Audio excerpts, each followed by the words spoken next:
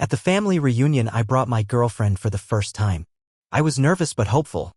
My uncle looked her up and down and said loudly, "Didn't know you swung that way." My mother laughed uncomfortably and whispered, "Just try not to be too obvious." When I held her hand, my aunt pulled me aside and said, "You're just going through a phase. Don't ruin Grandma's day." We left after 42 minutes. No one noticed. 2 days later, my cousin posted, "Best reunion ever. So much love in this family." I didn't plan revenge. Not at first. When I brought Marie to the family reunion, I really thought things might go okay. Or if not great, at least not awful. I hadn't been to one of these things in 5 years. I stayed away on purpose. But this year, it was Grandma's 80th. Big deal. Everyone was going. I thought maybe it was time. Marie was nervous too. She kept checking her dress in the mirror at the hotel. I told her she looked perfect because she did. But really, I was trying to calm myself down. My hands were sweating before we even left the room. We pulled up to the rental house. Some big white place near the beach in Ocean City. Folding chairs outside. Kids running around barefoot. That weird smell of seafood and sunscreen mixed together. As soon as we walked in, the energy shifted. Like a wave passed through the house. Conversations died. Heads turned. Eyes locked on our hands. Uncle Darren was the first to say something. He just cracked open a beer and hadn't even swallowed yet before he laughed and barked out, "Didn't know you swung that way." He said it like it was a joke. But it wasn't a joke. Not really. His face had that smug look like he'd caught me doing something shameful. Marie's hand went stiff in mine. I glanced around the room. My cousin James was smirking. My Aunt Cheryl turned away quickly. My mom actually laughed. Not loud, but enough. Then she came over and whispered like she was helping, "Just try not to be too obvious." Too obvious? I wasn't even doing anything. Just standing there with the woman I loved. Marie tried to smile. She nodded politely at people. Said hi. No one said hi back. I was trying to keep it together. We got plates of food. Sat at the far end of the porch. A few cousins passed by without even looking at us. Then I held her hand again, just to feel grounded. And that's when Aunt Cheryl swooped in and pulled me aside like I'd stolen something. "You're just going through a phase," she hissed. "Don't ruin Grandma's day." I didn't say anything. Couldn't. I just looked at her. She looked back like I was an embarrassment. I told Marie we were leaving. We dumped our full plates in the trash on the way out. No one followed. No one even called after us. We were there 42 minutes. We got back to the hotel. Marie took off her earrings and sat on the edge of the bed in silence. She didn't cry. She just looked tired and small. And I hated myself for putting her through that. 2 days later, Amanda, my sweet, perfect, golden child cousin, posted a family photo on Instagram. Everyone in it. All smiles. Holding each other close. Caption said, "Best reunion ever. So much love in this family." I stared at that photo for a long time. Marie wasn't in it. I wasn't in it. It was like we were never even there. That's when it clicked for me. They wanted us invisible. Quiet. Easy to forget. So I decided to make it impossible for them to forget me. And I knew exactly how to do it. I didn't sleep much that night. I kept thinking about the photo. About the fake smiles. About how fast they all moved on, how easy it was for them to pretend I didn't matter. Marie noticed I was tense. She asked if I was okay. I told her I needed to do something. That I didn't want to be silent anymore. She didn't say no. She just looked at me for a moment and said, "Then do it, but make it count." So I did. First, I started writing everything down. Every comment. Every cold shoulder. Everything they said or did to make me feel small that day. I wrote it all like a diary. Then I wrote about the years before. The micro-comments. The way my mom used to say, "You haven't found the right boy yet." The church gossip that kept me afraid to come out. The way I'd been left out of weddings, holidays, even family group chats after I started living my truth. I didn't hold back. I made it clear with real detail and names. Then I made a video. It was simple. Just me talking, sitting on the floor of the hotel room. I looked into the camera and said exactly what happened. I talked about what they said to me, what they said to Marie, and how they treated us. I ended it with the photo from Amanda's post. This is the love they brag about. This is what family means to them. I posted it on Facebook. Public. Tagged everyone in it. Then I shared it on my Instagram, TikTok, even Twitter. I didn't want just family to see. I wanted the world to see. I wanted their coworkers, neighbors, church friends to see. Within 2 hours, it was spreading. At first, silence.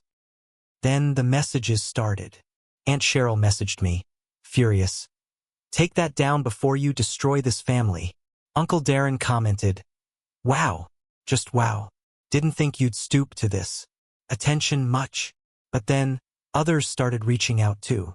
My cousin Sarah, who moved out to Colorado and never came back, messaged me privately. "I saw the video. Thank you. You're not alone."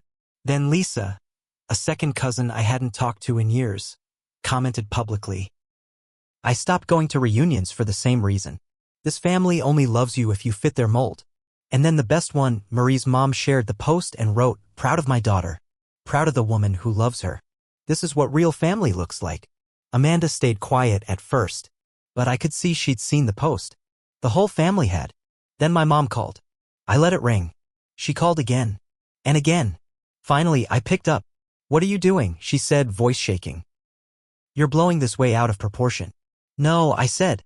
"I'm finally telling the truth." "You're embarrassing yourself," she snapped. "No," I said again, calm this time. "I'm embarrassing you.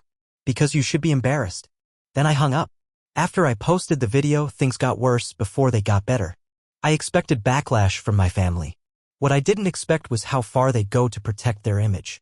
3 days after the video went viral in our little circle, my grandma called me. I hadn't heard her voice in over a year. She sounded tired, like she'd aged overnight. "I don't understand all this," she said. "Why would you bring this kind of attention to the family?" I swallowed hard. "Because no one listened when I said it quietly. You all forced me to scream." She didn't yell. She didn't cry. She just said, "I hope you're happy now," and hung up. That one hurt more than I thought it would. Then Amanda messaged me. "I hope you know Grandma hasn't slept in 2 days. She's heartbroken. She thinks she failed as a mother and grandmother. That's on you." I stared at that message for a long time. They didn't care that I'd been hurt, that Marie had been humiliated, that we'd left crushed. They only cared that their lie got exposed. But the real twist came the next day. I got a call from a journalist. She'd seen my video through a mutual friend, someone she knew from grad school who shared it on their page. She said she was working on a story about LGBTQ people being pushed out of their families, especially in small or religious communities. She asked if I wanted to be interviewed. At first, I hesitated. I didn't want to be that person, the one who goes on the news and makes everything worse. But then I thought about Marie, about all the people who messaged me privately, about the people who hadn't spoken up yet but needed to know they weren't crazy or alone. So I said yes. The story went live a week later. The headline hit hard: "When Love Isn't Welcome, a Family Reunion and the Fallout of Conditional Acceptance." She used real quotes. My name, Marie's name, even pulled Amanda's Instagram post. That's when the dam broke. My uncle's job saw the article. Apparently, they're not big fans of public homophobia. My aunt's church friends started whispering. Their Facebook comments vanished overnight. Amanda deleted her post. My mom finally stopped calling. But that wasn't the end. A month later, I got a wedding invitation in the mail. It wasn't from my family. It was from Sarah, my cousin from Colorado. She was getting married to her girlfriend, and she wanted me and Marie to come. Front row. "Because we don't hide anymore," her note said. "And I want you there, because you helped me stop hiding." I sat on the couch holding that envelope, and for the first time in weeks, I cried. Not because I was hurt, but because finally, someone saw me. The wedding was beautiful. Marie and I flew out to Colorado in early fall. The leaves had just started to turn. It was crisp and cool, and the whole thing felt like it had been dipped in gold. Sarah and her fiancé stood under a wooden arch with sunflowers woven into it. When they said their vows, I felt something shift in me, like a bruise finally fading. After the ceremony, Sarah came over and hugged me tight. She whispered thank you like it was a prayer. Marie smiled the whole trip. That could have been the end of it. A clean break. A new chapter. But I wasn't done. Because there was one more person who needed to hear the truth, and not through a screen. 3 weeks after we got back, I showed up at my mother's house. She opened the door like she'd seen a ghost. "Can we talk?" I asked. She stepped aside, let me in. I sat on the same couch I'd sat on as a kid, after school, after church, on birthdays. Now it felt like foreign land. "I'm not here to fight," I said. "I just need you to hear me." She crossed her arms. You already said everything. To the internet. To strangers. No, I said. I said what I needed to say. Now I'm saying what you need to hear. I told her everything. From the way she looked at Marie that day, to the way she whispered like my love was something dirty. I told her how I'd spent years hiding, how it ate at me, how she raised me to believe family meant safety, and then made me feel unsafe in her presence. She said nothing for a long time. Then finally, she looked at me and said, I didn't know how to handle it. And instead of trying, I said, you hurt me. She nodded. But it was too late. I don't hate you, I said. But I'm done shrinking to make you comfortable. Then I stood up. If you ever want to be part of my life again, it'll be on my terms. You'll apologize to Marie. You'll own what you did. You'll stop pretending I was a mistake. She didn't answer, so I walked out. And that was the last time I saw her face. She sent a letter 6 months later. Said she was sorry, but not in a real way. More like she was sorry I felt that way. I didn't write back. The rest of the family stayed quiet too. The group chats went on. Photos got posted. Life continued without me. And you know what? I was okay with that. Because sometimes the best revenge isn't yelling, or fighting, or dragging people into the light. Sometimes it's walking away and letting them live with what they did in silence with no control over the story anymore. They wanted me quiet. Instead, I made sure they'd never forget me. And that was enough.